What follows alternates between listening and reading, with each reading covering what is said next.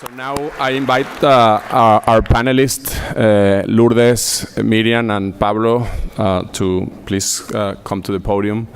So what we will have now, it's a panel discussion. We will start with 5 to 7 minutes introductory remarks by our new panelists that have just gotten here, and after that we will have a discussion on these issues.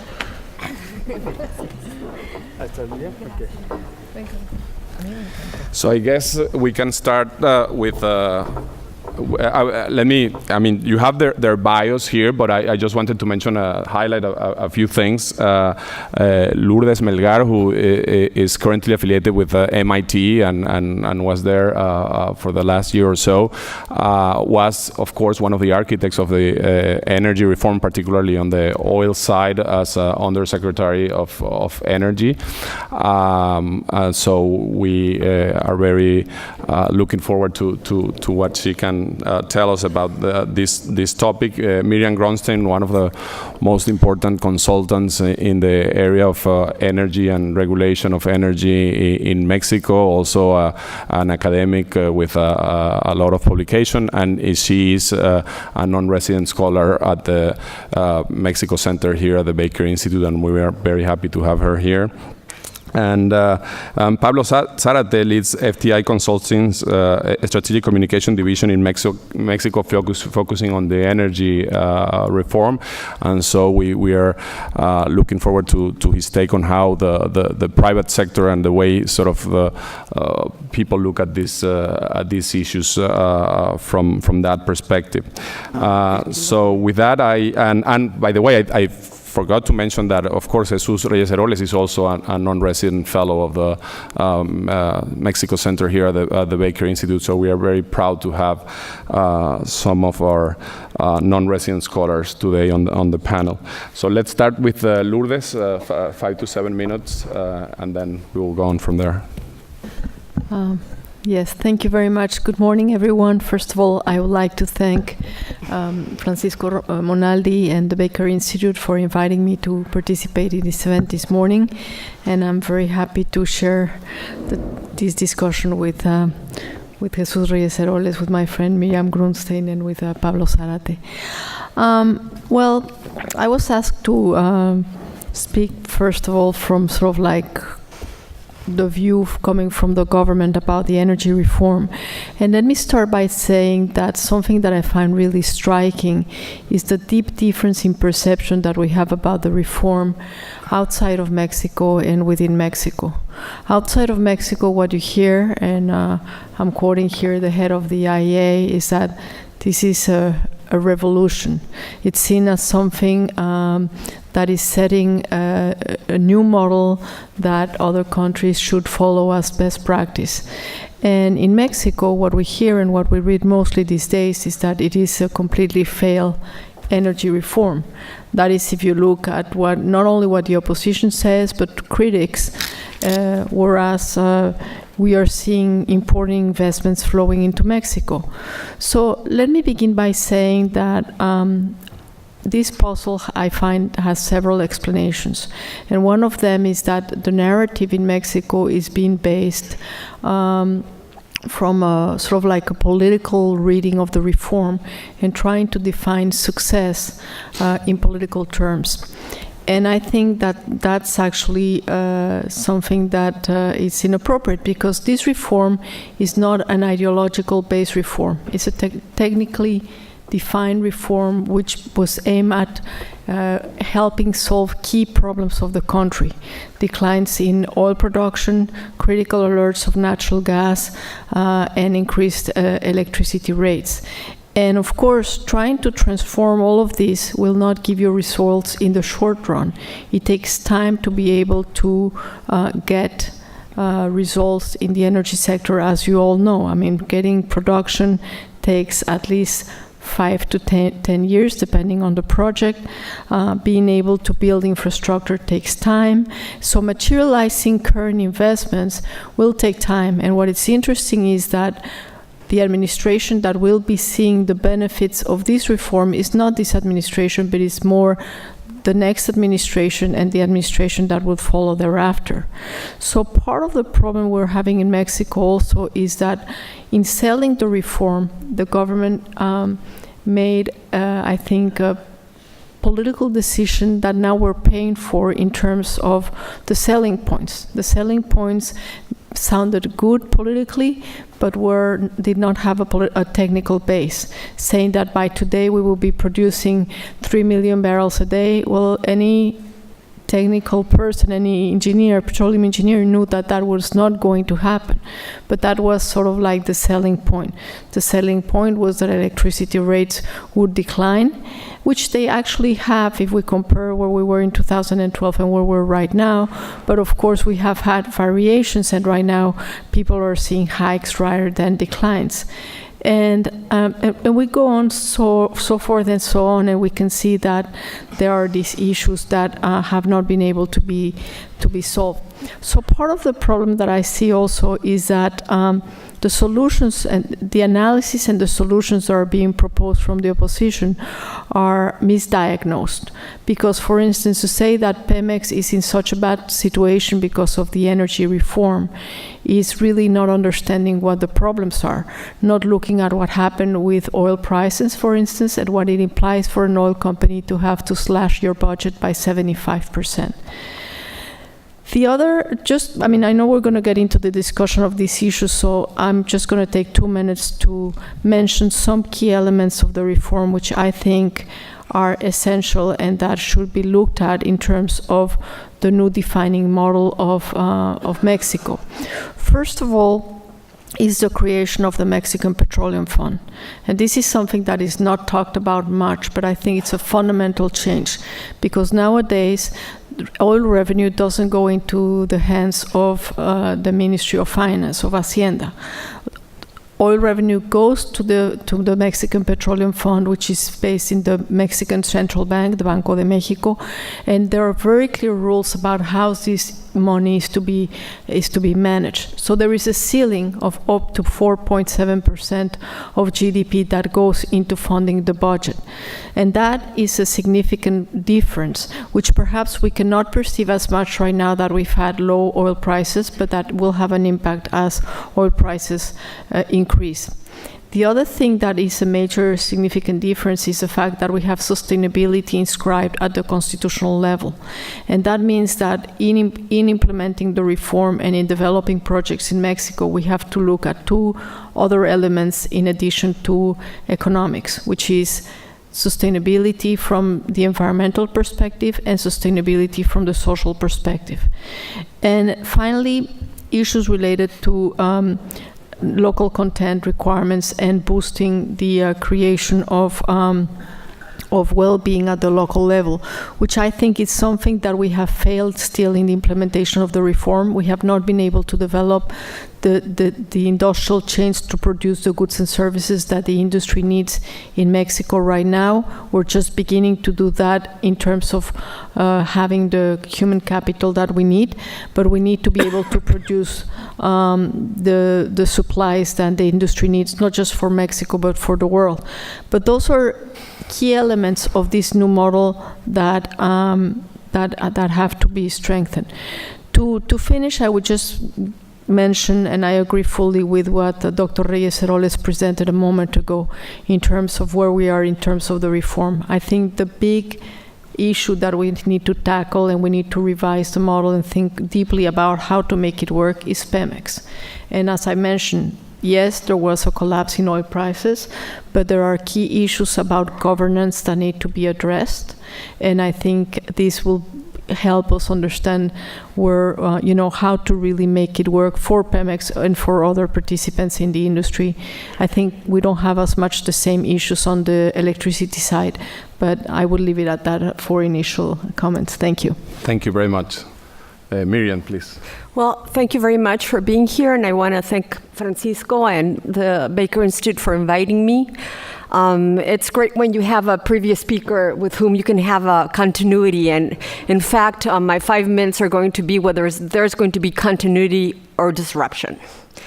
Basically, Lourdes is completely right when she says that this was not an ideological reform that has technical and policy basis. But politicians in Mexico are politicians after all. And I don't think there's any one party in Mexico that really believes in markets. We've had 76 years of the PRI, and they didn't believe in markets, and I don't think they believe in markets still. They believe in keeping people happy, and people are not happy right now, as we saw with the statistics, the electoral statistics that Jesús has provided for us. My main preoccupation is not a reversion of the constitutional model. I don't think that's politically feasible, nor the legislative framework. My concern is the administration. This was a very presidentialist reform. It was based on the belief that every single administration after this one would support the reform. So there's a lot of cooks in one kitchen. For example, oil and gas E&P contracts.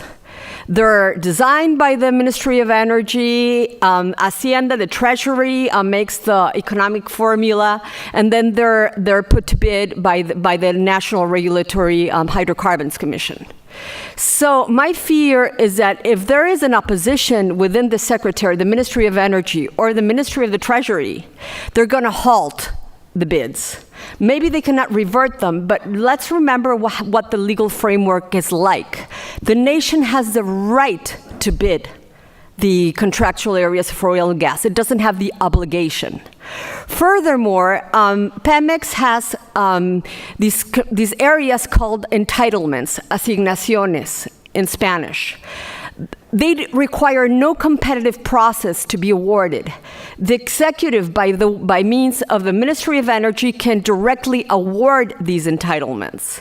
So if political heat rises very sharply at a given time, the government, any government, and I mean Meade, Anaya, or López Obrador, may give Pemex more entitlements to keep people happy, to say, see, we are doing everything to empower our NOC, and that preoccupies me because that would restrict the market for competitive process for oil and gas contracts. Another preoccupation, and it's amazing how fast these 5 minutes go once you start speaking, is the regulatory commissions have autonomy. How much independence do they have, which is a separate concept? Autonomy is being bounded by law and having your own legal competencies. Independence is being able to decide without the approval of the public administration. In that sense, the regulatory commissions have autonomy, technical autonomy, but they don't have independence. And these two regulatory commissions in energy, the regulatory commission that regulates downstream and midstream activities in electricity, and CNH, which regulates upstream activities, are very close to the current administration. So my fear is that if an opponent wins, that they will be under fire. And in Mexico, we have a saying that might apply perfectly in English: El que paga, manda. He who pays, rules. And if we have a Ministry of the Treasury that is adverse to the people that they might think are political opponents, they might just starve their regulatory commissions, and that's a real preoccupation of mine. So my fear is not reversion, it is disruption, and who knows, we might also have continuity. Thank you very much. Thank you, Miriam. Pablo, please. I also want to begin by thanking you, Francisco, and the Baker Institute for the invitation. It's great to be a part of this panel. Look, I want to go back and bring a little bit of perspective into what the energy reform means overall. One way to look at the energy reform would be to say that it created the demand for investment in the E&P space worth $640 billion. That's information by the International Energy Agency. Now, when you start to break down that number, it becomes clear how transformational that number is. $640 billion over the next 24 years mean $26 billion a year, and that's roughly the FDI that Mexico attracts into the country each year. So we're talking about massive numbers here, massive transformation potential. But at the same time, it's also very clear that those numbers are out there. They're on the way to 2040, right? So you can see how it could be frustrating for a Mexican voter to hear all these big figures, to hear all these massive investment numbers, and hear $150 billion worth of investment potential from the rounds that we have so far, and they go back home and say, I really don't see a difference. And in a way, they would be right. Because so far, private companies have brought into the country, let's say, $1 billion worth of investment. We're still in an exploratory phase. We have not seen a ramp up in activity. So there's a logic to why there's this big disconnect between what's out there and could be out there and what's in the table right now. I think it's hard to assess how companies are thinking about political risk in Mexico because it's also easy to enter into a Mexican E&P contract. The costs are not very high, the initial commitments are not very high, and we have not seen any of the large companies make final investment decisions. Again, they're in the exploratory phase. So it's interesting to see that the potential is there. It's interesting to see that the companies are coming into the country and saying, if there is continuity, if we see the model really continuing to take shape in Mexico, we would be able to deploy these investments. But we need continuity, right? So 2018 will start to provide a little bit more detail into the thinking of the companies. Some of the companies have had exploratory success. There's a couple of specific projects that could face final investment decision in 2018, 2019, and it will be very interesting to see whether they move forward and they move ahead full speed with it, which is a signal that they're providing right now, or they start to drag their feet a little bit around the electoral process. One final distinction that I think really came across by everyone is it's pretty clear that the existing assets that companies have acquired, the rights that they have acquired are safe. What's at stake is the other part. The potential to go up to that $640 billion worth of investment over the next 24 years. And economists would tell you that there's a little bit of a problem here, right? Because individual assets are safe, and that's what companies will protect the most at first. But it's the collective potential that's at risk, right? And that to protect a collective opportunity, you need organized action, and you need a number of different factors that we might not see over the short term. So I would leave my introductory remarks at that. Thank you, Pablo. So before we move on to sort of what the future might look like and the different sort of potential administrations might do or not do, I wanted to ask you a little bit, if you were sort of the emperors of the galaxy and didn't have sort of political restrictions, Jesús Reyes Heroles mentioned about taking Pemex out of the budget. He mentioned the possibility of an IPO. And I mean, Lourdes was part of a process. In any political process, you have a give and take. There are things that you wish you could have done, but you couldn't done, or things that are not in the intersection of the politically feasible with what you want to do. So I wanted to each of you comment on sort of what things, if you could have total control over the reform, in particular in the oil one, what things you would be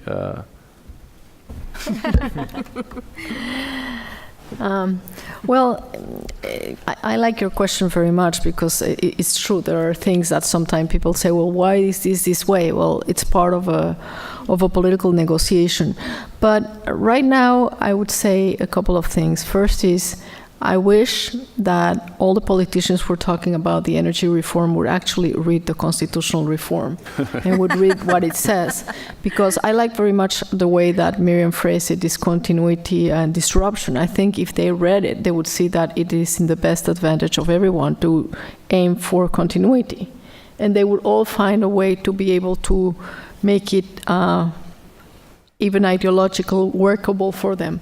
But I think the emphasis, and this is something that is there in the reform but has not been really implemented as it should and fully, it's the social part of it. Mm-hmm. I am convinced that the reform will not work and will not give the results that we're aiming at if, first of all, the social implementation of the projects is not conducted properly, and if the benefits don't trickle down to the communities, and if we don't generate the employment opportunities that are there in the model, but that we have not been able to implement.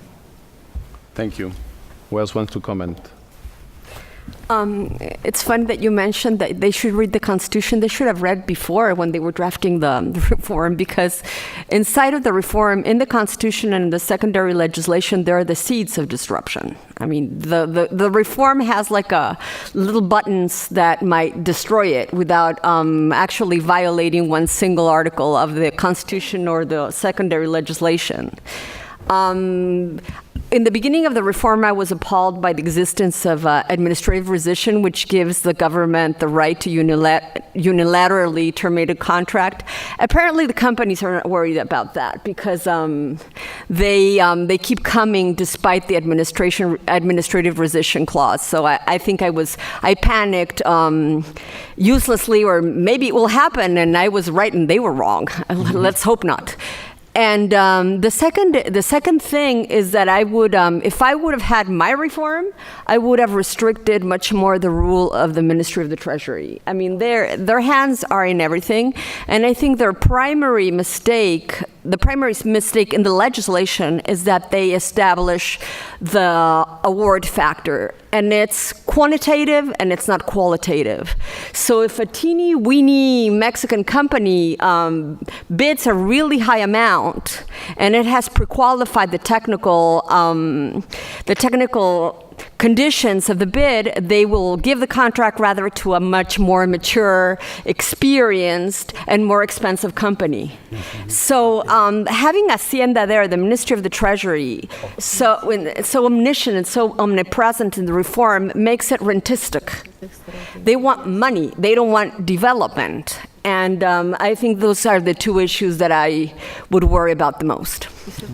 Yeah, it's very interesting. I mean, from someone who is not, who has looked at the region in general and other countries in the world, I've never seen such a big influence of the Ministry of Finance in a reform as you see in Mexico. And of course, it's not only in the reform; it's a history of being involved in the sector in a way that it's interesting, because even in countries that are much more dependent fiscally, like Saudi Arabia or Venezuela, you do have more independence of the authorities managing the energy sector from the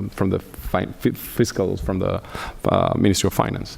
Any comment on? Yep, I agree that there are technical details that could be improved, but maybe based on where I'm sitting from, I think that the biggest problem that the energy reform has is a narrative problem. I agree with Lourdes when she's saying, look, somehow along the way, it was established in the collective mind of Mexicans that the reform would deliver results early on, and that we would see a massive turnaround very quickly, and that we would see lower prices, and there was never any rationale for it. So I think that if I had the opportunity to go back in time, I think that one of the things that should have been discussed when the energy reform was was being developed is how do we manage expectations properly? How do we make sure that expectations are not that we're going to have a transformative next 2, 3, 4 years,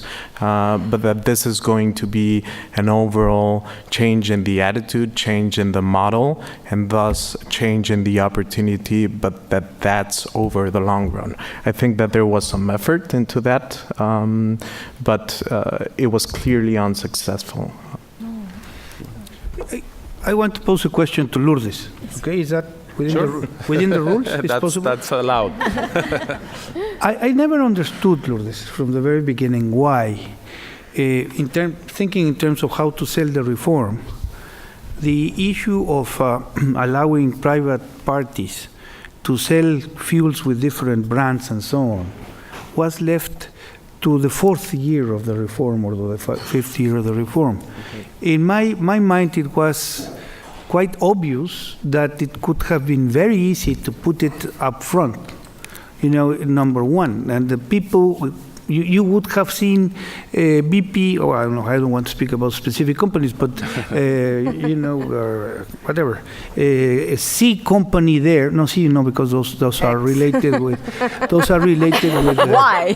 With narco trafficking. So X company there, as you say, from very early, because in the border, you just needed to put your station and to buy to Valero the fuels at the other side of the border and bring it in, and people would have started to see a difference in what they see more, which is the pump.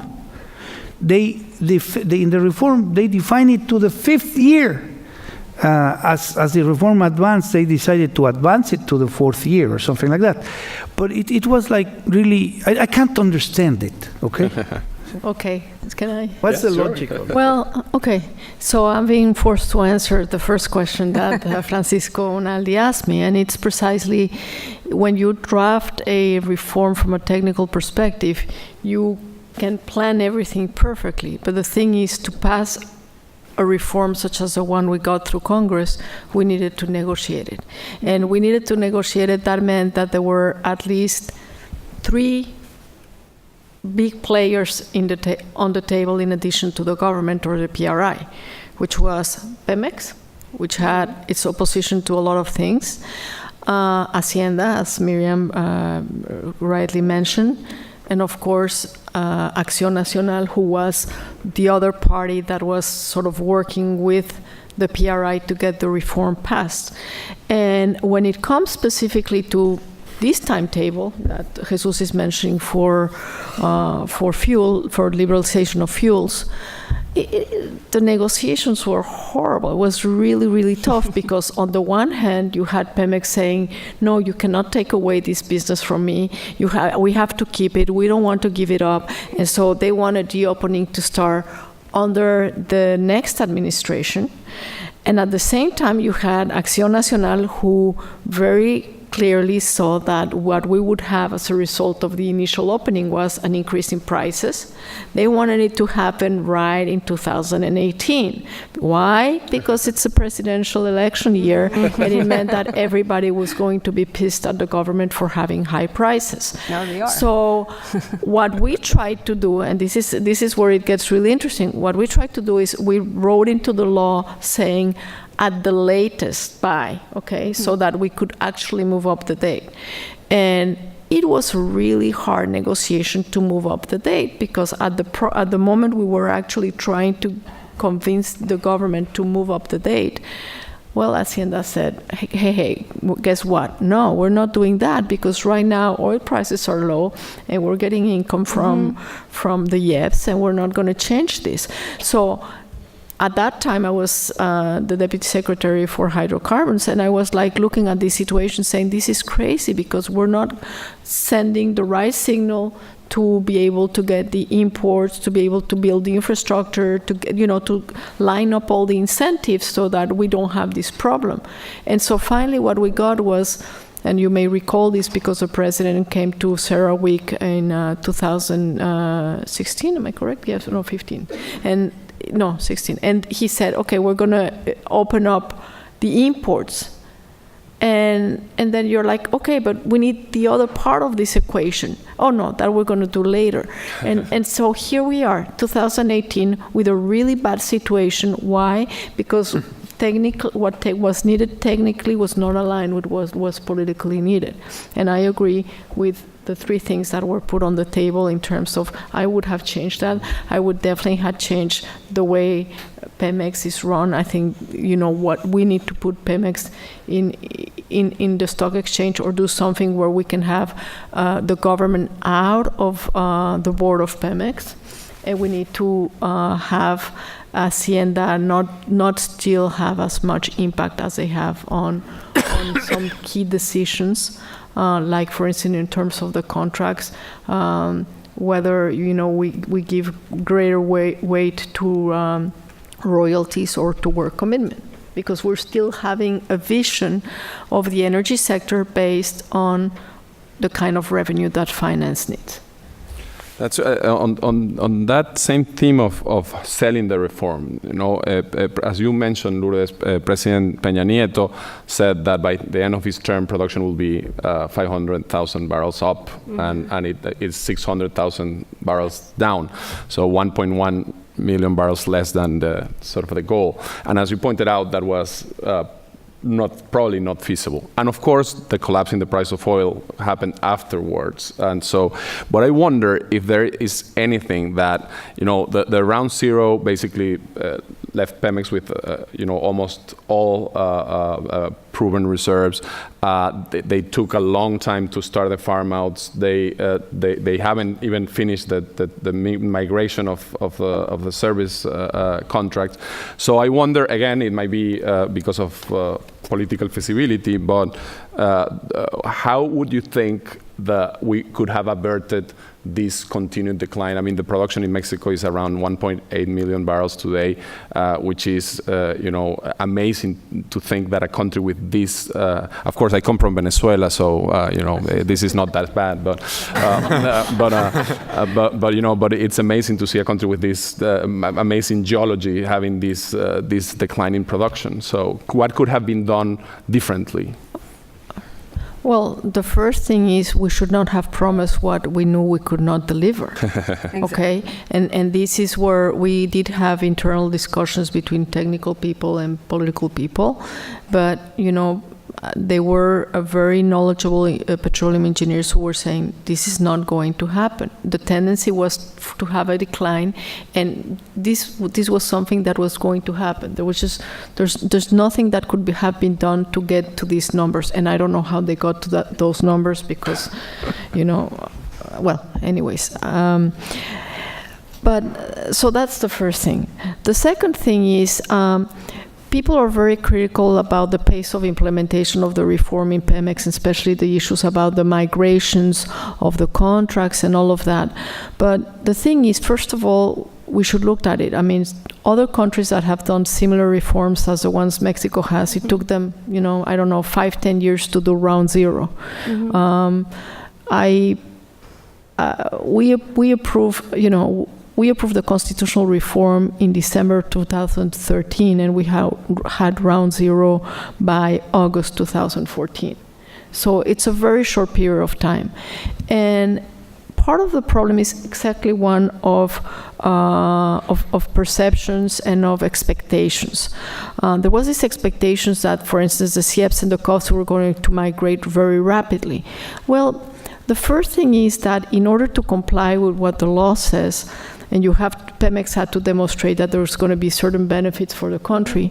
Well, the first thing is that let me put it very simply, the accounting was not there because Pemex had everything as part of projects that were part of a big bag, the region.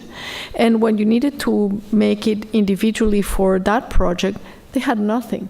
And so you don't know what the environmental liabilities are, or social liabilities, or what is due to whom, or whatever. So you had to go through all of that. But more importantly, you do a reform such as the one that we did, which is an incredible shock to Pemex. I would say emotional, systemic, everything.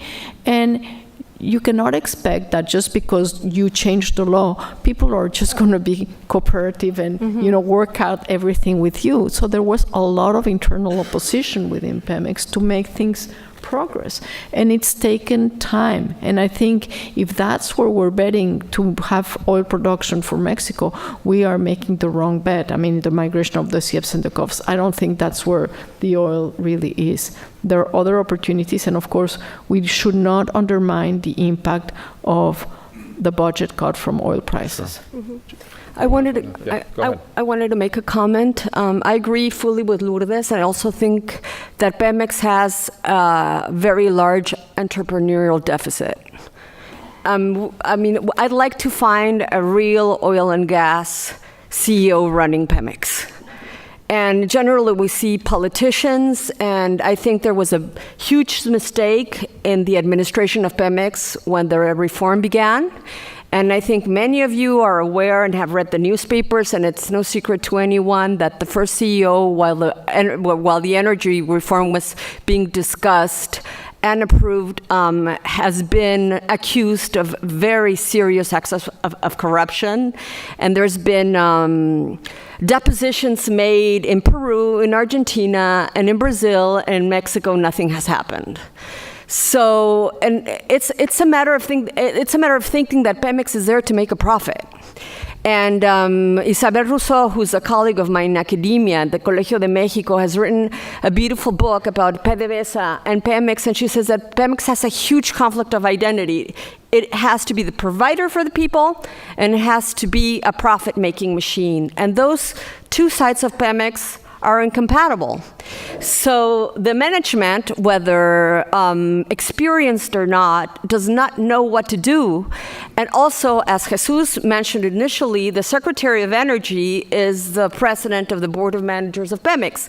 So he has to incentivize competition, and at the same time, he's the head of a former monopoly. So it's madness. It's madness, and unfortunately, Mexico was closed for such a long time that we don't have oil and gas entrepreneurs in Mexico to run for Pemex. So we're going to have to import someone from Venezuela. What do you think? Anyone else want to comment? Yes, Francisco, if I may, I would like to change your question slightly, because I really don't think it would have made a difference politically, even if Pemex had gotten a little bit of a bump in terms of the production. When you look at the story of Pemex and how Pemex sees itself, it's a story of past glories, right? So they are benchmarking everything they do from the past glories of 3.5 million barrels a day. So even if they were to get a 100,000 barrel a day bump, I don't think politically it would have made that much of a difference, even if the speed would have been there and even if all the conditions had been there. And I'm going to be a little bit unfair by comparing what's happening in Saudi Arabia to Mexico, because Saudi Arabia has not delivered yet on their project, while Mexico has. Mexico has built its energy reform, but it's very clear that what Saudi Arabia is doing is, yes, building on the history of past glories of Aramco, but using it as a vehicle to get somewhere. And in Mexico, part of the problem is that Pemex doesn't have that narrative. Pemex only has a recovery narrative. It would be great if Pemex could start producing a little bit more again. If there were a final destination and that destination were attractive, I think that politically things would start to change. But there's not that vision in any of the political platforms. I'm not seeing this idea of revamping the vision for Pemex. And by the way, that would probably entail going through the IPO, but it shouldn't be about the IPO of Pemex itself. It shouldn't be about transparency. It should be about building a transition, how we are using our energy resources right now to go into the future, and how we are making Mexico ready for 2030 or even well into the future. Sure. I think that the issue that there is schizophrenia within Pemex is very clear. But that schizophrenia stems from the schizophrenia of the government. So what we were saying, to keep it under control, to make it very, very hard to reduce the tax burden of Pemex because it is associated with the way that they do the farm outs, and they condition that to doing the farm outs. But when doing a farm out, they have to go and ask the Ministry of Energy, and they have to ask the Treasury if they like the bride with whom they are going to marry. So in terms of Pemex, the reform transmitted a very contradictory view about the role that had to be assigned to Pemex. And the results are there. The results are there because the people in Pemex are schizophrenic, and they are afraid, and they are skeptical about the capacities of the company to really move ahead. And with the top management that we have had during this, that Pemex has had during this administration, there are plenty of reasons to understand the schizophrenia that the people in Pemex feel. Now, for example, when the world faced the collapse of the price of oil, there was a completely absurd situation in terms of the finances of Pemex. And that was that Pemex, let me simply put it in a very simple way, was and is sitting in a mountain of oil, which are all the asignaciones, the allotments that were given to Pemex during round zero, that, as Lourdes said, it was done quite quickly, and that was fundamental to define really the space for others to come into the oil sector. They defined the borders for Pemex's activities. But then you have this collapse, the market collapsed, and Pemex needed any oil company, every oil company in the world adjusted to that by doing several things, quite obvious. No, I mean, you have to revise your investment program, you have to close some other programs, some other activities, you have to postpone whatever, and finance that part, a part of that situation by borrowing or divesting in some assets to be able to invest in some other assets and so on. Pemex could not do that for the idiotic thing of keeping it within the public sector. Pemex could not even do, as I said before, a very simple sale and leaseback operation, because that was considered as selling the asset, and that was not part of the political deal. And the Treasury kept squeezing out resources of Pemex without allowing them to utilize the assets that were underneath, and that were in principle, Pemex has the right to actually exploit those resources. So the schizophrenia which is there, it's very profound, it's very concerning, but the solution is not there. The solution has to or cannot be initiated in the company. It has to come out from the government and from society to have a clear mandate for the company, and then you can have the expert CEO, oil CEO or something that you have there, which, I wonder who, what would be the guy, what is a company that could get you, how do you call them, the companies that hire brains? The headhunters. Yes. What would be the headhunter company that could get you something somebody like that down there? I mean, so let's put the blame where the blame has to be put. No? Both Miriam and Lourdes want to comment. Go ahead. I'd like to elaborate a little bit on the schizophrenia theme, with all due respect to schizophrenics, who are often very nice people. I think that I have a problem with ambiguity with Pemex as well, because On the one hand, I see an overtly controlled, regulated, manipulated company, if you choose to name it that way. But on the other hand, when I think of the rule of law in Mexico, it greatly preoccupies me to see a fully independent and powerful national oil company. So when deciding between both, I really would not know what to choose. And I imagine being in Lourdes' shoes, it must have been a hard nut to crack to decide upon the model. Because, and Francisco may agree with me or not, but PDVSA in the 90s became an emporium, became a very, very strong company, and there are people like Juan Carlos Bue, who said that it became a state within the state, and that the reaction was the government of Chavez in part. So as a Mexican, I would like to see a dynamic, strong national oil company in as much as there is competition and rule of law. That would be but these are preceding conditions. Thank you. Because you cannot separate the problem of competition and rule of law with having a strong independent Pemex. I don't want one without rule of law and competition. Well, I agree with what Miriam just said, and I think that was part of the challenge in designing and defining some of the key elements of Pemex, plus a clear political limitation, which was that the president committed his word and his government not to privatize a single part of a Pemex or CFE to pass the reform. So that already limits you a lot.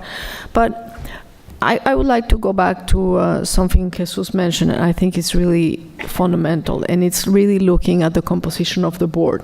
I don't know if we have this extraordinary CEO already existing or in the makings in Mexico. I believe in teamwork, and I think that it is very important to take politics as much as possible out of the board of Pemex. We had this really low oil prices, a company that was going through very difficult times as any other oil companies. And I emphasize that because this is something that in Mexico we often forget. But there were decisions that were taken at the board level that were political. Like, getting into the fertilizers business. And here you are saying, look, we should go back to the core business, E&P, that's what Pemex has to do. And then you have these political people saying, no, we need to get into the fertilizers business because this is something we have promised. So, talking about schizophrenia, I mean, what do you want? You want an efficient, competitive company, oil company who acts as another oil company, or you want one that is like an oil company of the state of the 1950s? And that's the big question we need to answer. Yeah, by the way, that's the story of every single NOC that I have studied, the sort of the difficulty between finding, that space. Probably, the Norwegians are the closest to gotten a clear model, but it's, of course, they are Norwegians, so. We are too. Let me just a comment of what Miriam said. The issue of the lack of an effective rule of law and the issue of insufficient competition is a national problem. Okay, so you have to address it from a national perspective and not subject your changes and your reforms to having a full-fledged rule of law and, a profound competition in everything, because then you don't do anything. I mean, you need to really say we have to make progress, obviously, urgently, in terms of the rule of law and in terms of competition, but that should not, the fact that change will also be gradual and it will take time, even if you really run after it, should not stop it to actually say, yes, I will open up telecommunications, and yes, I will contain Telmex, and yes, I will open up or move up in terms of energy and contain Pemex. So I just want to say we cannot imagine, okay, we'll yes, have our oil company being an exemplary oil company in a country that is not our country. So, because that is not very useful. I agree that perfect execution of the energy reform entails well beyond the energy sector itself. Just being a little bit hopeful here, I think that some of us saw the energy reform as the opportunity that was NAFTA in Mexico at the moment that it was passed, right? And as an opportunity to boost a broader conversation where the energy sector would be spearheading that conversation, even if the solutions should not come just from the energy sector. It should be part of a broader conversation. I want to move on because everyone is waiting for us to tackle the elephant in the room, which is, we have three candidates, right, that seem to have a chance of winning the election, and one of them has been very critical of the energy reform since its inception. In fact, he called it a privatization of Pemex and giving up the national treasure and things of that nature. And he has nominated a Secretary of Energy, Rocío Nale, who has outlined some elements that clearly make a break with some of the reforms, and also the candidate Andrés Manuel López Obrador. One is he mentioned originally reviewing all oil contracts, but they have now been very specific and saying that they will review the contracts signed in the bidding rounds. So it's not like the contracts about contracting the food in Pemex. It's the big ones. It's and also they have mentioned this sort of the key goal of their administration of the self-sufficiency in energy, and particularly, focusing on not being an importer or as big an importer of refined products and natural gas. They have one of the few details in their program is building 2 refineries that they seem to think that they will build them cheaper than anyone else in the world because of the budget, and also revamping the existing refineries. So a lot of emphasis on the refining sector that we all know that in Latin America there has been almost zero done in that area, precisely because it has not been profitable. And if you have a limited budget, you tend to use it for E&P because it's where you get the money.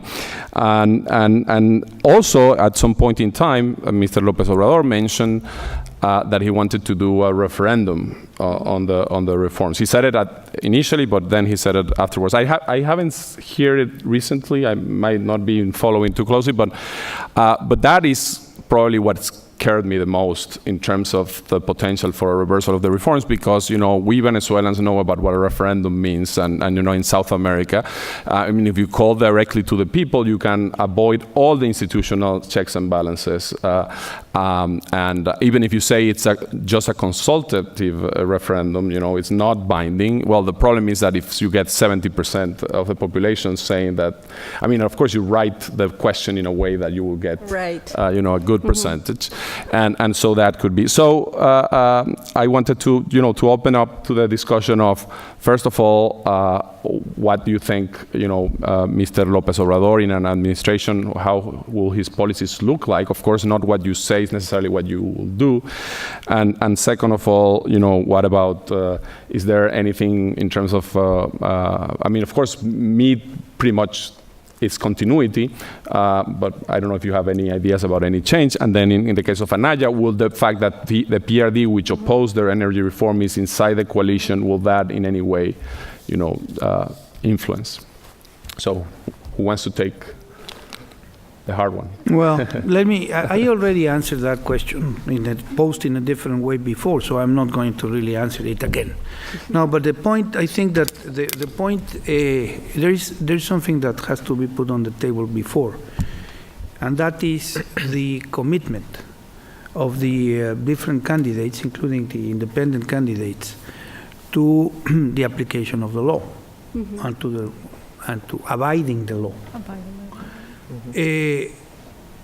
And there is objective, firm evidence that Mr. López Obrador has recurrently over his career violated the law or not could care very much about the law or send the law to hell.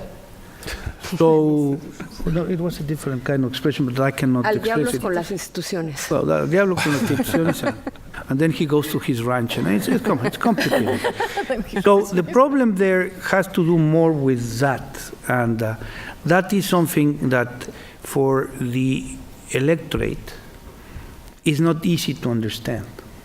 And not to understand, it's understanding what is the value that the electorate gives to that particular attribute of the candidates. And the campaigns up to now have not dealt with that. Mm-hmm.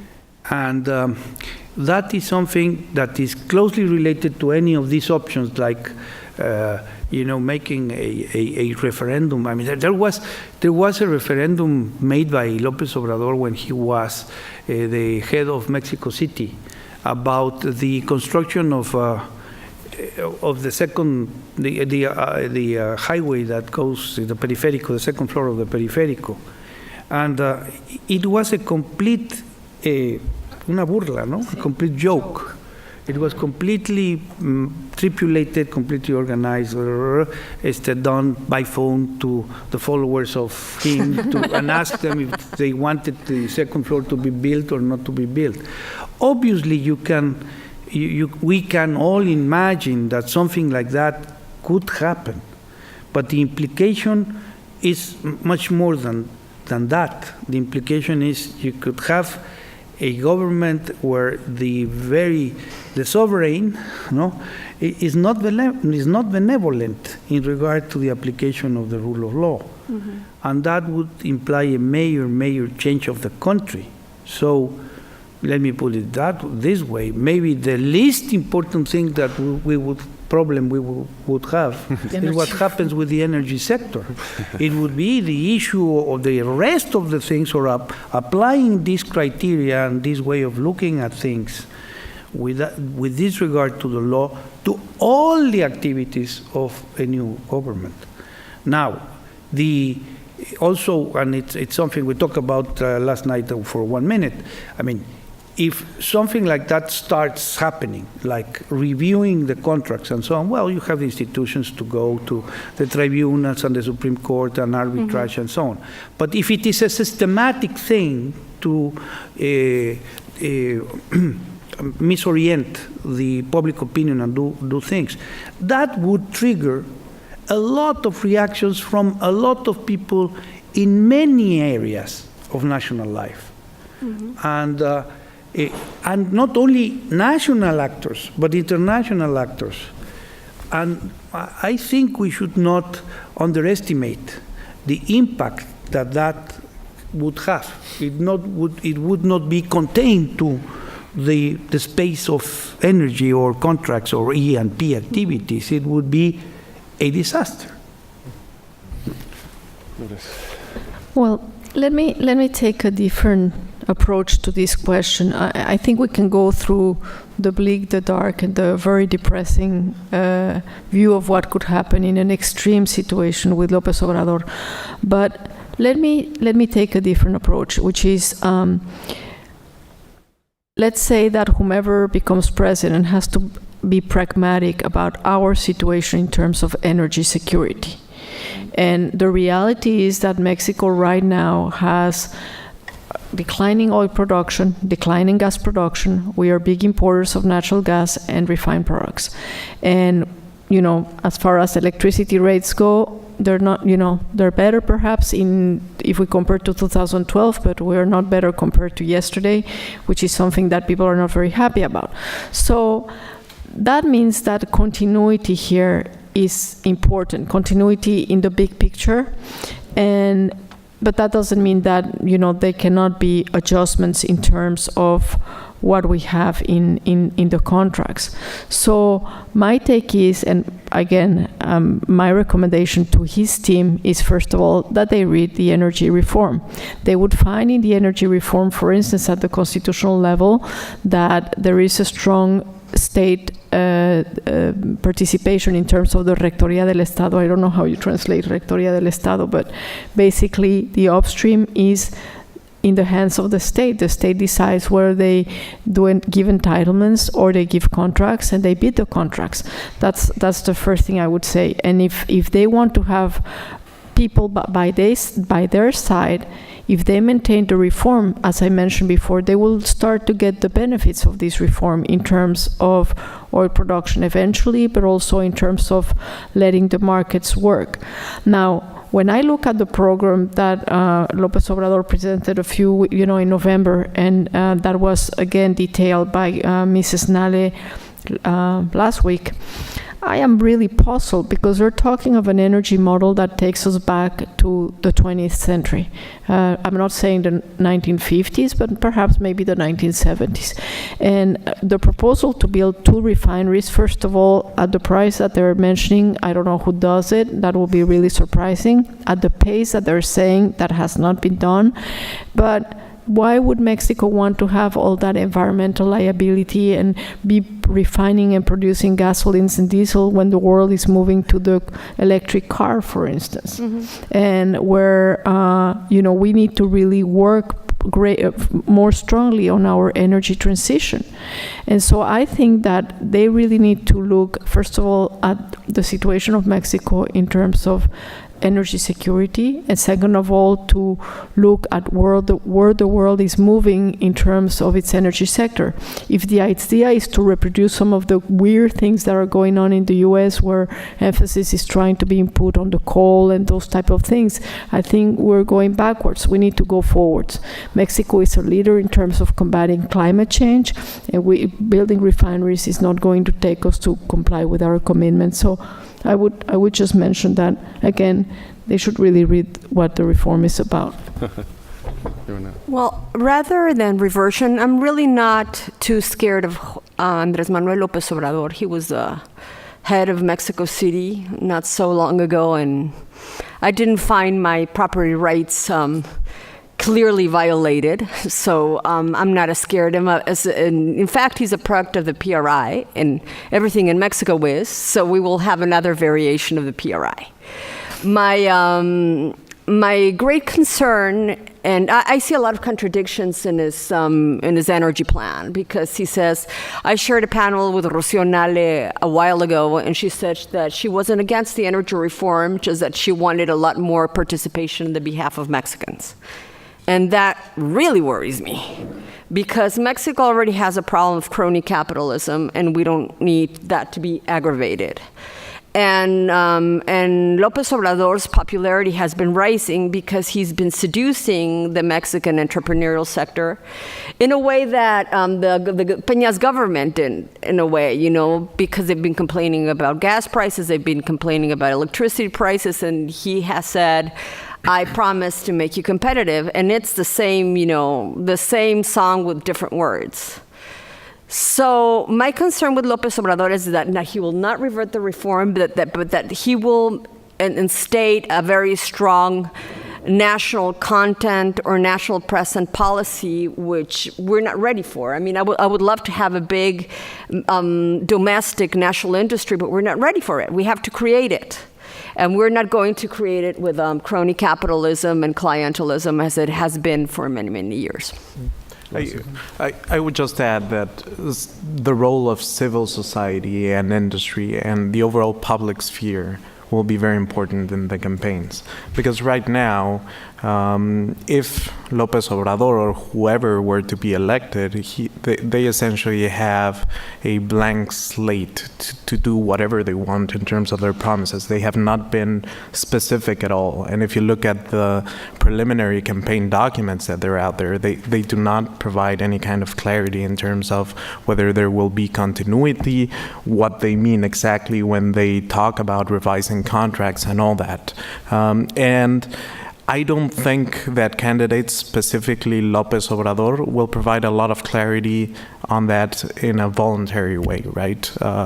So that's why the public sphere is really important here. And it would be very important that politicians, policymakers in Mexico, think tanks, NGOs, etc., demand a little bit of more clarity in terms of what the energy program is. Otherwise, right now, he could say that he meant anything, right? And his advisors say different things than what he's saying, and he gets away with it. And the other candidates have not provided a lot of clarity, right? So we are drawing on a lot of inference here. There's a lot of uncertainty, going back to the theme of this panel. Lourdes and Jesús want. Just a very brief comment, because we are centering the discussion on López Obrador and we haven't talked about the other players. But this is sort of like a general view of what I would like to see, and that is that the implementation of the reform, because the implementation has not finished, it will continue over a few years. That the implementation is done on a technical basis. What we're seeing right now, especially over the past year in the hydrocarbon sector, is a really accelerated pace of implementation of the upstream reform for political reasons. We're beating lots of areas, huge everything, because there is this fear that somebody's going to come back and reverse the reform. And I am really concerned about that, because I don't think that it necessarily gives the best benefit for the country, but more importantly, because we are in the process of building a new system, and you need to be able to have the institutions and the capabilities to administrate all of that. So all of a sudden, you're going to have a lot of contracts and a lot of things that need to be managed, and I hope we're ready for it. I really hope we're ready for it. But the thing is, if we continue to implement the reform from a political perspective, we are damned to make mistakes. I am convinced of that. And so I hope that whomever comes has the serenity to really look at the situation and move forward at the needed pace and at the right pace for the country. I just want also to say that we have to put emphasis on what people care about. People in terms of public opinion in Mexico. And people want answers and want actions in regard of the next administration in regard to two main things, which is corruption and security. I don't know exactly, I don't remember now, but probably the energy issue is number 9 or 10 or 12 or something like that. There are many other things in regard to pensions, in regard to the economy, the generation of employment and other things. So I think that maybe, obviously we are here in this place at this time with this conference, and that's the reason why we are concentrating our attention into these issues. But let's not lose a perspective of what the real discussion will be during the campaign. And it will not be energy reform, those 2.0 or minus 2.0 or something. No, it's going to be, what the hell are you going to do in regard to insecurity and to corruption? And that is what will craft the winner. Let me, One thing that both Jesús and I think all of you have mentioned some of it, that from a rational perspective, if you consider the structural characteristics of what's happening in Mexico, it doesn't make sense, of course, to reverse the reform or even stop it, right? Because production continues to decline and collapse. Pemex is not in good financial situation. A lot of prospects of new investment are starting to happen. A lot of companies are going to take major risks. I always remind people that Hugo Chavez didn't touch the oil companies in Venezuela until the last brick of the last project was finished. He was smart enough not to do it before they finished the production capacity.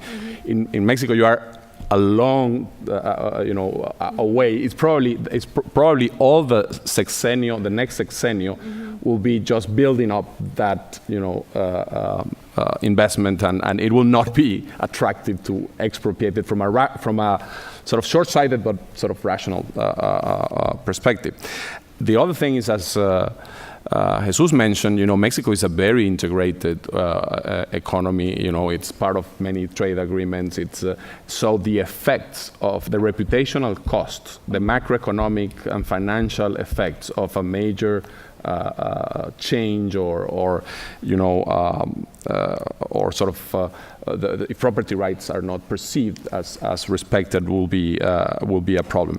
However, my questions go sort of a little bit of a longer horizon. Say what the conditions that we had in South America happen. Very high oil prices, investments already in place, and production going up. All sort of the features that make it really attractive to become resource nationalist. Is that a scenario? I mean, it might be too long in the future, but is that a scenario in which Mexico can revert to being resource nationalistic? Because after all, if I read correctly, the mood of the average voter in Mexico is pretty resource nationalist in general in its outlook about the importance of having a national company, the importance of the national treasure. I don't know if it's the same, but in other countries you see the skepticism about the fact that international companies benefit the country compared to the national company. But yeah, go ahead. I'm going to refer to your own work, Francisco, about the political cycle and prices and political reactions. And in Mexico, we're seeing the contrary situation. We've had low oil prices and really high bids, extremely high bids. I don't know if even the companies are going to be able to comply with their investment commitments and their royalty commitments and their government take commitments. And that's one aspect. The other aspect is for oil prices to have a resource nationalistic movement. It would have to happen within the next 6 years, because remember, Mexico doesn't have re-elections. So there would have to be continuity in the next party for at least another 12 years.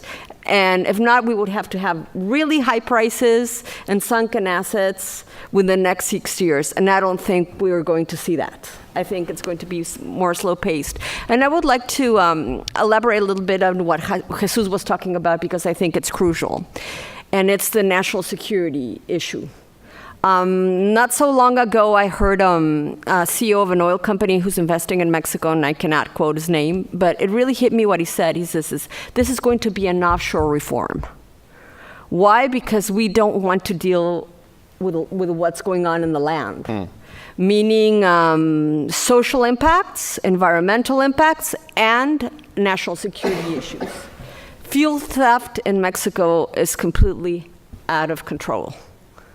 And if they can put illegal taps in Pemex's polyducts, they can try to put them anywhere. They can bribe people to have them put anywhere. So, and my preoccupation is the backlash this can have, because during the Christmas vacation, as it happens in Mexico very commonly, the internal security law was passed. And it gives the executive unlimited discretionary powers to call in the military whenever there's an event that disrupts national security. And that, for me, is very dangerous. Because if they militarize the energy assets, and this becomes an issue of violation of human rights, we will really have a dilemma. And it can be socially very explosive with any precedent. And López Obrador claimed that he was very much against the law, that it was passed against his will, but he might use the army as well. After all, he's the head of the military as it is the executive here. So I think we haven't in Mexico discussed or analyzed or have a clear vision of what national security could do the reform. And in fact, we might have a reform that's completely offshore, where companies will operate, they will export their oil, they will pay the government what they owe, but we will not see the development of a true value chain in electricity or in hydrocarbons. Well, I would say that's precisely the big challenge that we have with the reform, making it successful onshore. And there is an issue about the ownership of the reform. And what do I mean by this? It's, the energy sector owns the reform, but the rest of the administration doesn't own the reform. The Hacienda, of course, does.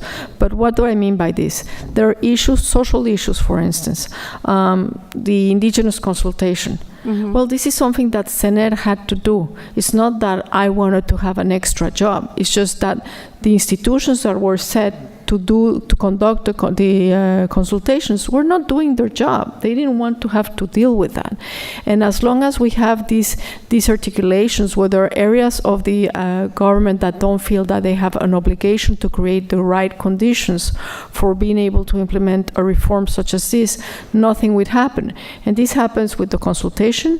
This happens with security issues. I mean, where, if there was an emergency, you could lift the phone and call the security forces and they would solve an issue, but then three weeks later they were out of the area, and nothing. The problem comes back again. And I'm talking, for instance, of supply of LPG to households in Tamaulipas. So we have that type of issue. We have security issue. We have indigenous population consultation issue. We have the negotiations at the local level. We have not done our job of explaining to other governments, but to the local governments, to the states, or to the municipalities, how the reform works, what kind of negotiation, what kind of benefits they can derive, which are inscribed in law. We had not done that homework, and that needs to be done, because that's when people start seeing the real benefits, that's when people are going to say, this is working for me. And right now, the benefits, we're only defining them in terms of gasoline prices and electricity prices. That's an absolute failure.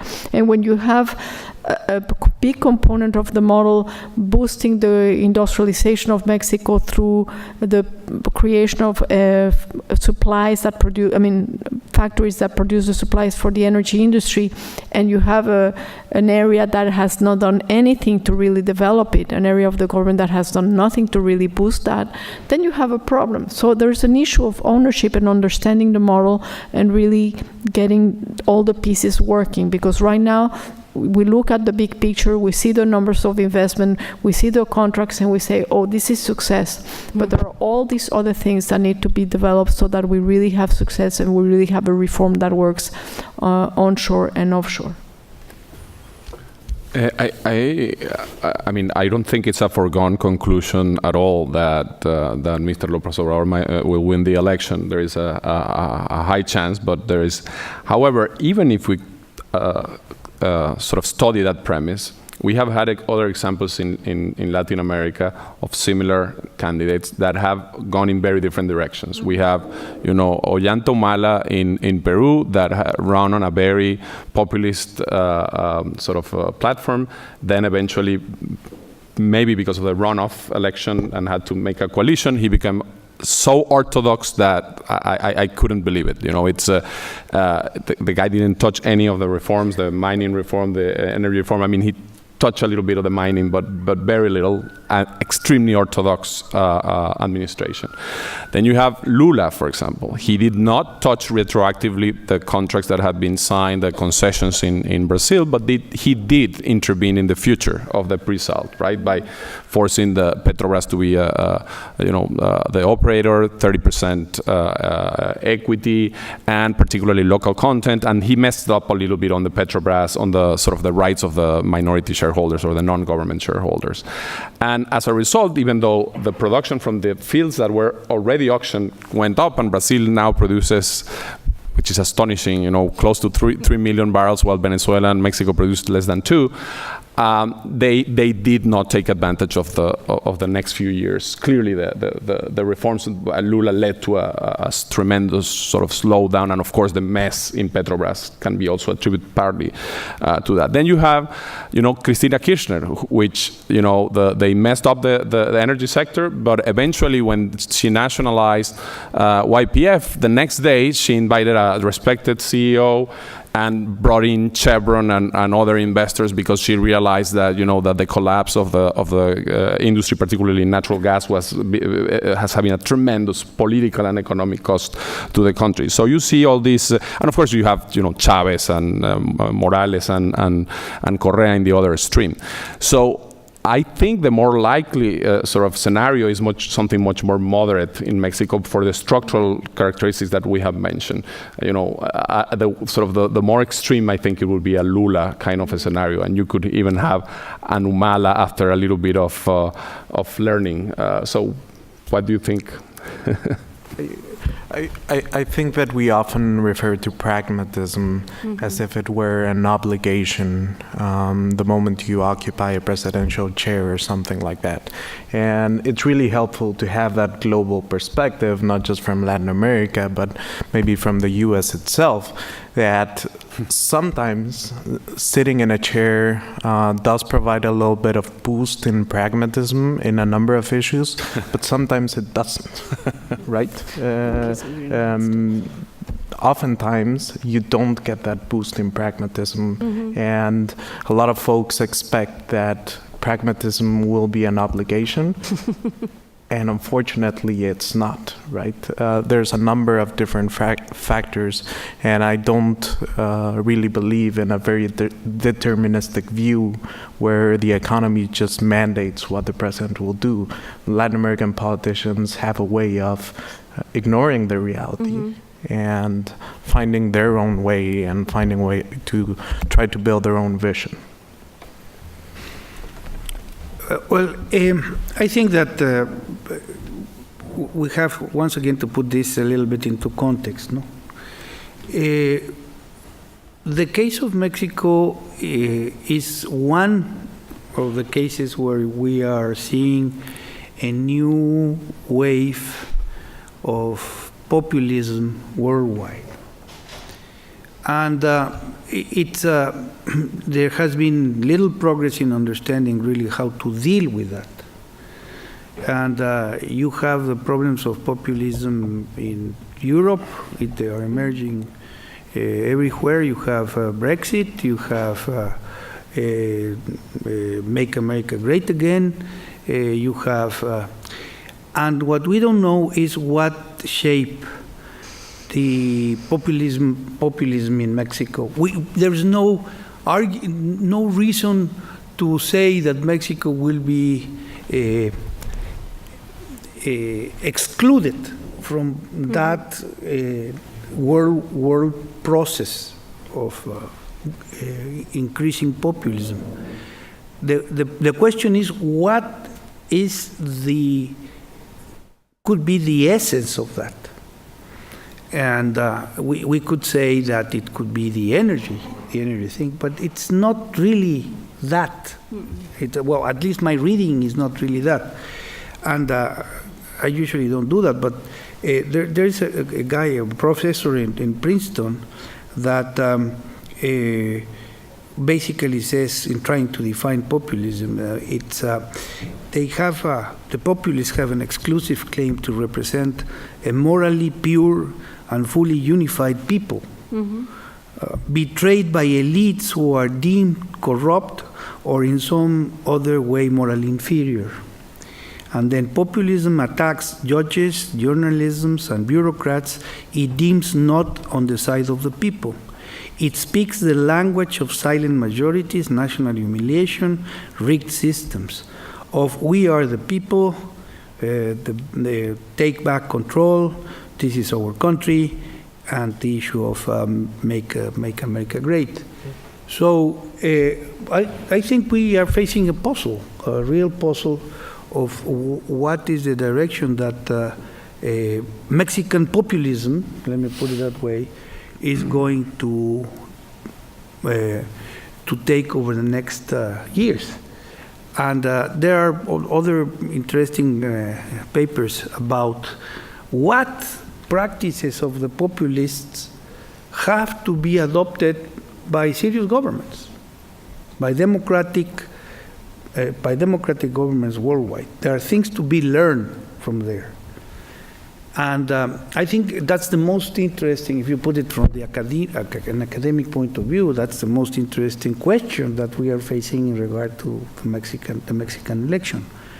And yes, the energy sector is one of the things, but there are many other things at stake in regard to the next election. I just want to sort of bring this back, otherwise we are sort of building in a vacuum, no? Sure. I like very much what Jesus just said, because I think he's really setting the right context in which this whole election will take place. I mean, I think issues about energy reform are really secondary. And of course, us who come from the energy sector, we look more at what's going on in this particular area, but that's not what the discussion is. And I think part of the problem that we have in Mexico is even one of not having, of misdiagnose, of not having the right read about what is going on. I mean, the opposite, those who oppose López Obrador have taken him as this boogeyman, and they're trying to scare people and all of that. But I think they're missing the boat, because people are just, they fit perfectly with this quote that Dr. Reyes Heroles just read. They're sick and tired of the elites, they're sick and tired of the way things are, and they're looking for some other answers. And so I think the big issue in Mexico, and if we look at the numbers that Dr. Reyes Heroles presented us today in terms of who is voting, who's going to be making the decision, there's a big wild card there, because in this election, we have over, close to 13 million young people who are going, first-time voters. I think it's 12.5 million people who are first-time voters, and we have over 45% of the voters who are less than 40 years old. And how are they going to vote? What's their view of the world? Are we going to go more towards an election that looks closer to, the U.S. election, or are we going to go more closer to a surprise like in the French election?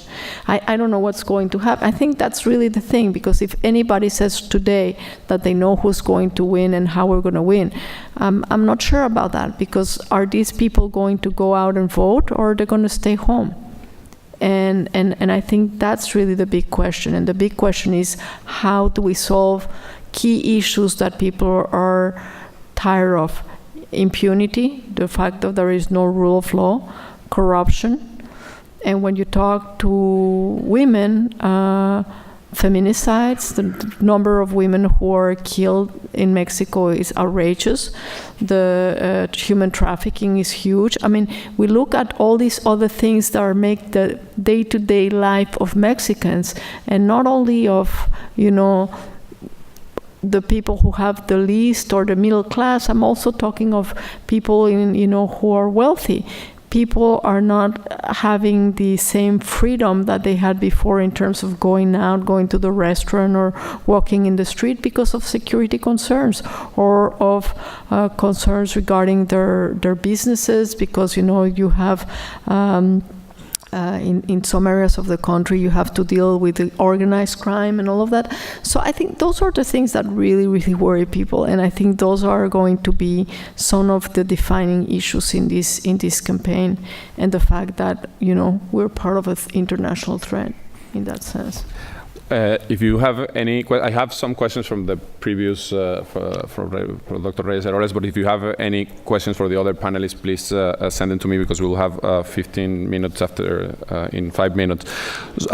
Just two last questions that I wanted to make, and you pick whatever you want on them. How is the NAFTA renegotiation, the relationship with the U.S., the fact that for the first time, even though it sounds ridiculous from any sort of economic perspective. Some people have mentioned the possibility that the U.S. might use the dependency of Mexico from natural gas and refining products as a negotiation sort of tool, and what implications that could have, for Mexican energy policy in the future, and of course, in particular, depending on what is the outcome of NAFTA,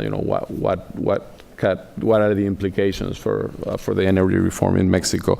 And the other one, if you want to, take one or the two or both, is what about downstream? What about it was discussed by Jesus, the opening of the retail market to have a free price, etc. What about the implications of the gasolinazo in terms of the politics of it and the likelihood that Mexico might go back to subsidizing the retail sector? So to start with your first question, I think that energy independence globally is a difficult issue to digest. It has triggered a number of mistakes in terms of policy, and it results in even proponents of market forces building energy systems, building quotas, and building different regulation that restricts the natural flow of free markets. Of course, making Mexico energy strong is always a good idea, but there's also the risk that on energy independence behalf, mistakes will be made and costly decisions can be made without having the transparency that to artificially make Mexico energy stronger would have a very significant cost and a very significant impact. Now, digesting the energy independence issue in Mexico is even trickier because Mexico has not typically dealt with that concept. There's not a very good intellectual framework in Mexico to digest that. Anyone else? Well, from a policy perspective, of course, I think it would be wonderful for Mexico to be less dependent from the outside. However, as I mentioned before, that takes time. And I think what has been really interesting in terms of the NAFTA discussions and NAFTA negotiations is that for the first time we have seen the oil lobby become a big lobby for NAFTA. And as you all know, I mean, right now, shale gas producers and oil producers, shale producers don't have an alternative market to the Mexican market. And also, companies based in the U.S. don't want to lose the opportunity to enter the Mexican produce market. So they've become big outspokers in defending NAFTA and saying, please do not harm, which I find extremely interesting.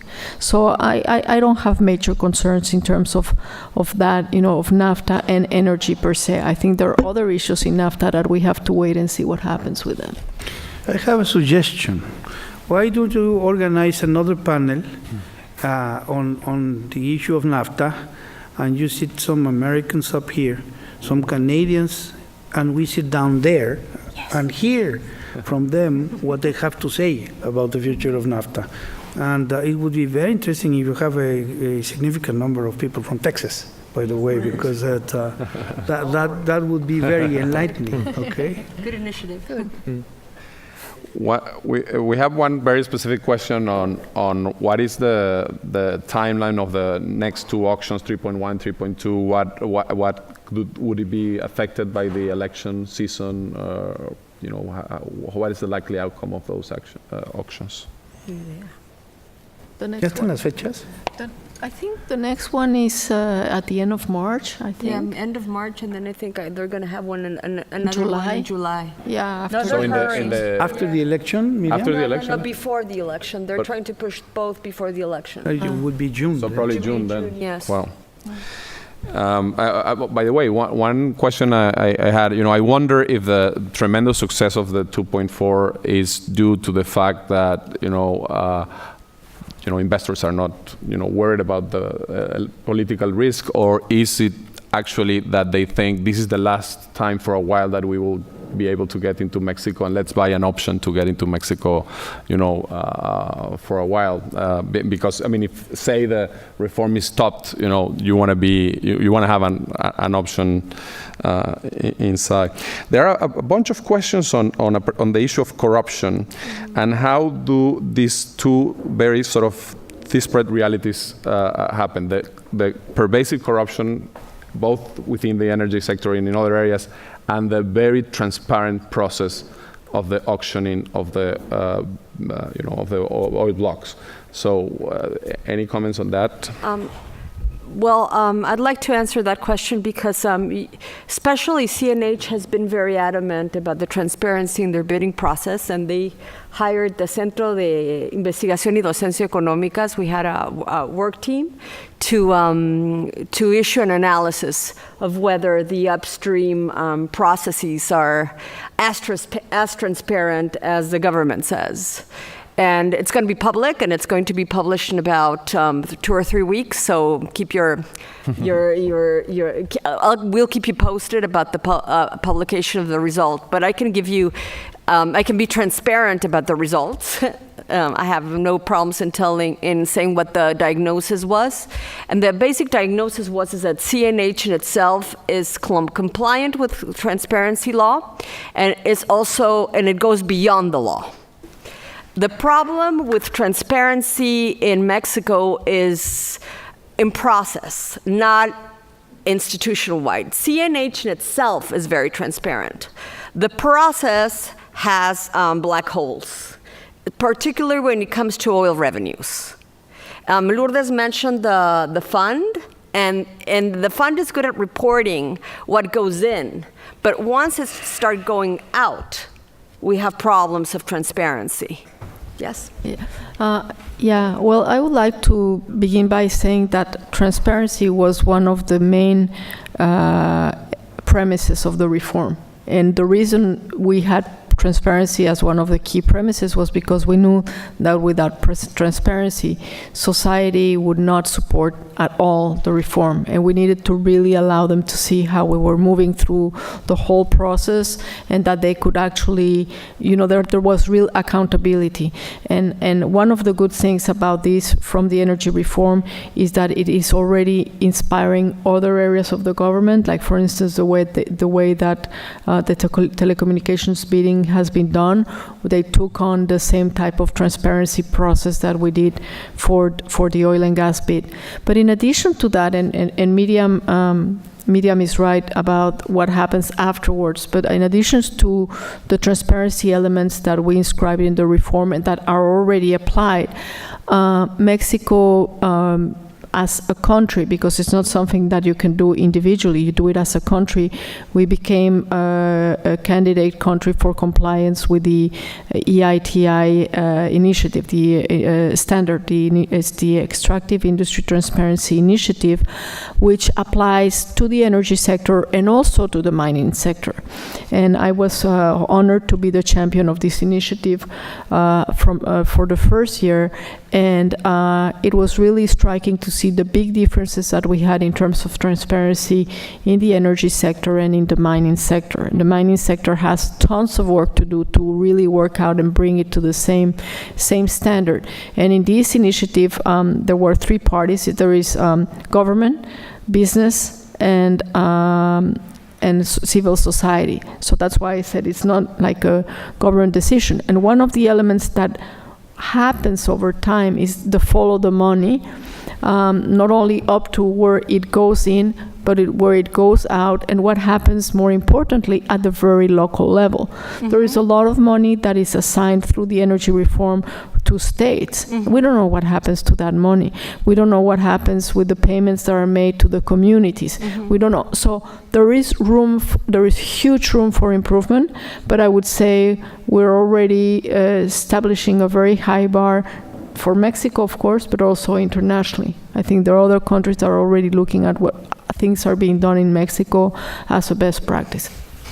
And that's something good for once. Anyone else want to? Well, a small clarification. Regretfully, when one talks about corruption, it's always, and the literature in general goes to address issues of a relationship between a public agent and a private agent. And that is not adequate. It's because it's very limited. There is a lot of corruption between private agents, and there is a lot of corruption between public agencies. Yeah. So what needs to be in the case of Mexico, the next stage in terms of fight of corruption has to really be a revolutionary kind of thing, and it is very different when you. It depends very much of the highest figure, the leader of the country. I mean, there is the case where you have a benevolent leader, and there you have a case where the leader is involved in corruption, and there is a. So I'm not going to get here into details, but the point is that there is a lot to be learned if you see the people who are around the candidates now to the presidency. Oh, yes. They tell you a lot. So that and again, it's something that there is a mystery on when is the electorate going to realize that, and how is then it going to react and to translate that into votes. I leave it there. I mean, it's something to be discovered with the election. No? A question about the issues related to midstream and downstream and the contractual setup to open the market. Do you have any concerns or comment about how is that going and going to happen?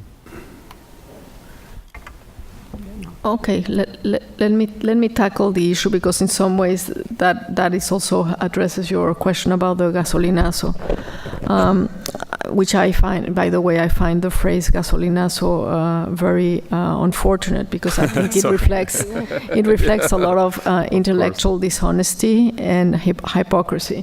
And let me go back just one moment.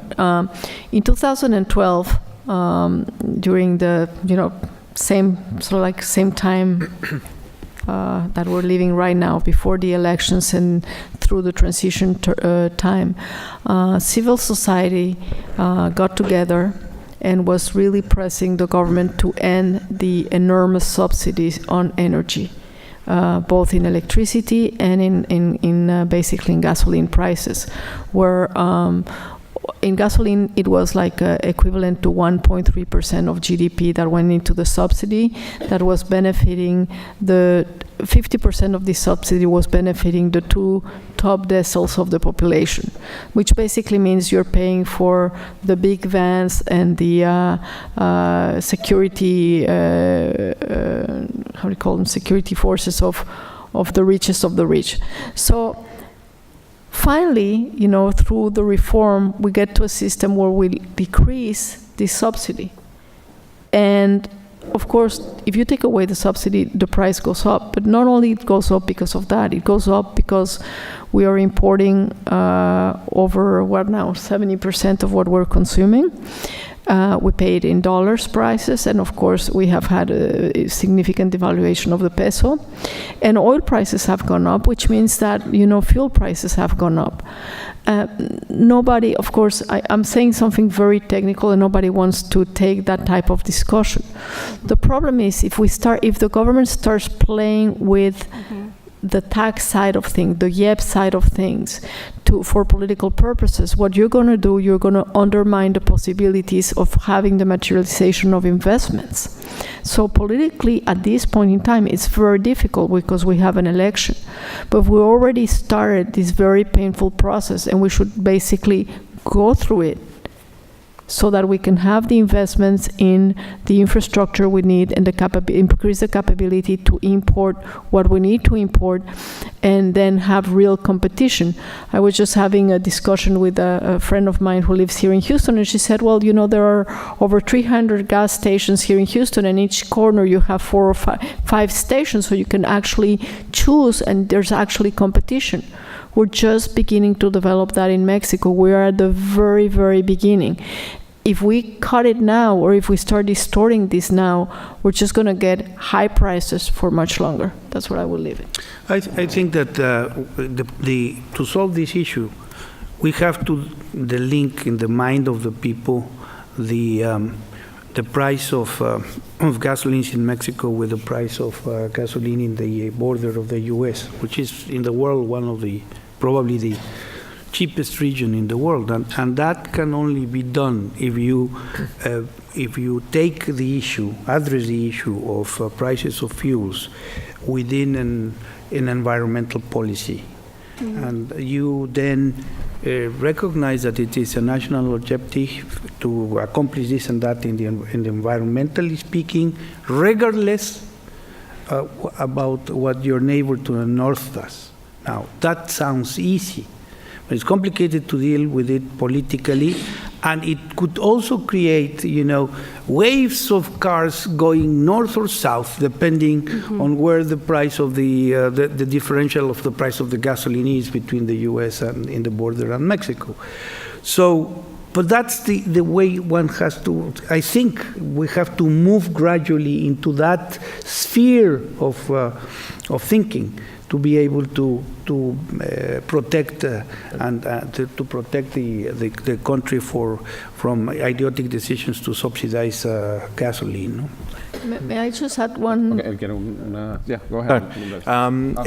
I completely agree with Lourdes. I think that one of the challenges that we're facing is that every single day the amount of the tax is being set by the government. Right. And that, by definition, is not particularly allowing the prices to float. And then when the government communicationally tries to separate gasolinazo and say this is all market forces, I think it's hard to do that when every single day you are setting the amount of YEPs that you're taxing. So structurally, it's a very difficult thing to communicate, and it's a very difficult thing for the people to understand that prices are floating when in fact there's a little bit of a variable that the government is still controlling and still adjusting and adapting every single day. Lourdes and Miriam both. Yes, thank you. Well, I would like to go back to when we defined the energy reform, and the president never promised that we would lower gasoline prices. And as a matter of fact, today, Mexican gasoline prices has a carbon tax. So it's interesting what Jesus is mentioning, because this is something that people are not aware of, and that was part of the reason why we did not promise to lower gasoline prices. The big problem with the president is that in 2015 he said no more gasolinazos, which he meant no more government action of increasing on a monthly basis the price. If oil prices were coming down right now, we would be seeing lower oil prices, not necessarily higher oil prices. The problem is, and I think Pablo has a point here, that the YEPs was used as a cushion, especially during the collapse of oil prices, to make sure that the government had revenue that it was losing on the side of oil revenue because of the collapse of the price. So now, and this is again politics playing into something technical, now the adjustments are not made to increase the price. The adjustments are made to make sure that the price doesn't go above a certain level that, would be considered politically completely unfeasible. And that's the problem. I have just one very short comment to make, in that all this discussion is very technical, and I don't think, very many Mexicans would understand it, and sometimes I fail to understand it myself, because the formula to understand gas pricing in Mexico is complex, and the tax component varies. But as you said, Videgaray said no more gasolinazos, and you said there's a subtlety that the government will not raise the price. People don't care whether it's government or whether it's the market. They only see their gas going up, and we have, and there the PRI has a big problem, that the gasolinazo has a face of José Antonio Meade. It was he engaged in the removal of the subsidies, whether good or bad, during the government of Calderón, and he was the face of the gasolinazo in the winter of 2016. So a lot of the popular rage in terms of the hike of the gasoline prices is being aimed towards Meade, and in order to save Meade, they would either have to subsidize gasoline or to remove Meade. Look, but that's precisely the point. I mean, and that's why I said there is some hypocrisy here and some lack of intellectual honesty. I mean, who in society wants a subsidy that benefits the richest of the rich? There is something profoundly wrong with that, and I was part of a group of civil society that was pressing the government to get rid of it. And the government does that job, and now everybody's mad at because who's everybody? I mean, that's the big question. First of all, who's everybody? Because who are the owners of cars in Mexico? And the hikes in products are not due to gasoline. They're due to other things as well. People, so I think here there is really a big question, but I would get back to something we talked about at the very beginning. The government has failed at the narrative of selling the reform. Mm-hmm. And I don't have the answer about how to take away this issue of gasolinazo, and as Miriam is saying, blame it on the PRI candidate. I don't think he's really to blame for this. Sure. There's a matter of perception. Maybe we were bad negotiators and we allowed the PAN to twist our arms and get the opening of gasolines at this very late stage in the process.